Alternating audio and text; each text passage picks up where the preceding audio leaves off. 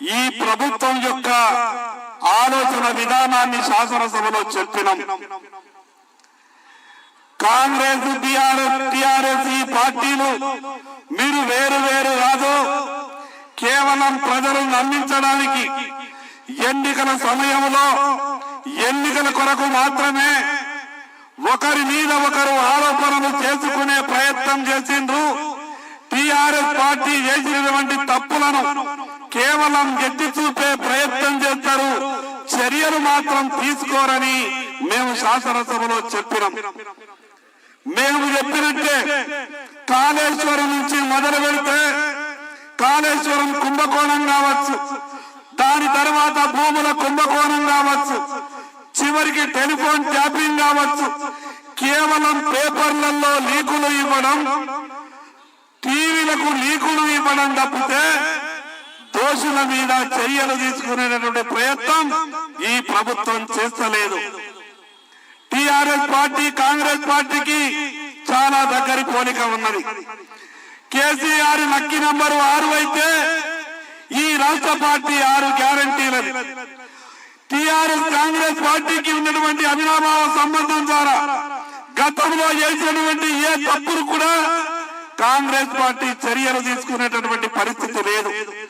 ఈనాటి ముఖ్యమంత్రి గారు ఆ రోజు కాంగ్రెస్ పార్టీ అధ్యక్షుడిగా ప్రతి విషయానికి సిబిఐ ఎంక్వైరీ కావాలని అడుగుతుండే.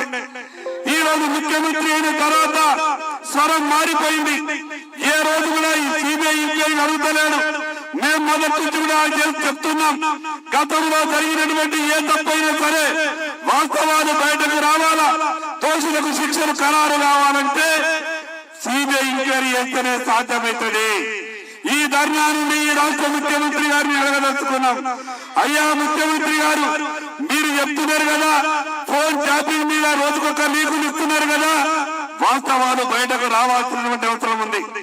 దేశ రక్షణకు సంబంధించినటువంటి విషయం, ఈ రాష్ట్ర భవిష్యత్తుకు సంబంధించిన విషయం, చివరికి హైకోర్టు జడ్జిని కూడా విడిచిపెట్టకుండా ఫోన్ ట్యాపింగ్ చేసినంటే ఏ రకంగా గతంలో టిఆర్ఎస్ పార్టీ ఈ రాష్ట్రాన్ని పరిపాలించిందో అర్థం చేసుకోవచ్చు. ఇక కాంగ్రెస్ పార్టీ అధికారంలోకి వచ్చి 5 నెలలైంది, చేసేదేమీ లేదు. ఎవరికి చిల్లిగవ సాయం చేసిందేమీ లేదు. ఈ రోజు రాష్ట్రంలో రైతులంతా కూడా అల్లాడుతున్నారు. వ్యవసాయ పనులు మొదలయ్యేటటువంటి సమయం విత్తనాలు దొరకక కుటుంబ సభ్యులను లైన్ లో పెట్టి విత్తనాలను తీసుకునేటటువంటి దుస్థితి.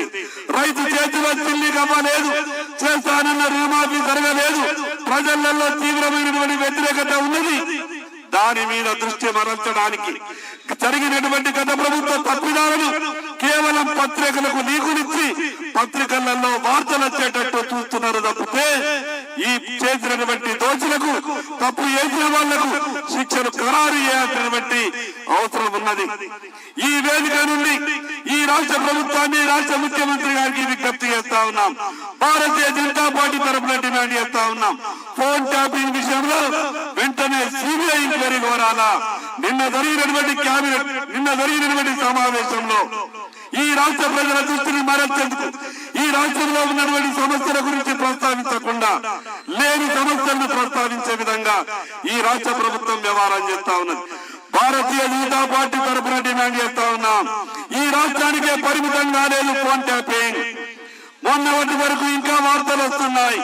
దేశంలో ఉన్నటువంటి ప్రముఖులే కాకుండా చాలా మంది దేశ రక్షణకు సంబంధించినటువంటి వ్యవహారంలో కూడా గతంలో టిఆర్ఎస్ ప్రభుత్వం వేలు పెట్టిందని సమాచారం వస్తా ఉన్నది.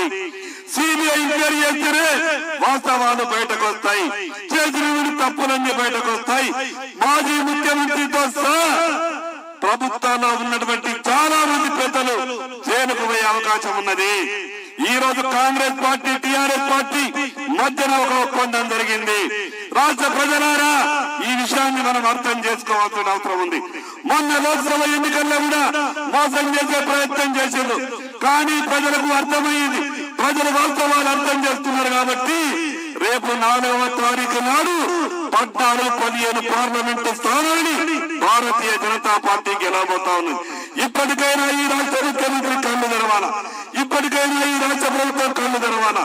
ఏదైతే ఫోన్ ట్యాపింగ్ జరిగిందో దాన్ని సిబిఐ ఎంక్వైరీ చేసే విధంగా కేబినెట్ లో తీర్మానం చేయాల్సిందిగా భారతీయ జనతా పార్టీ డిమాండ్ చేస్తున్నది.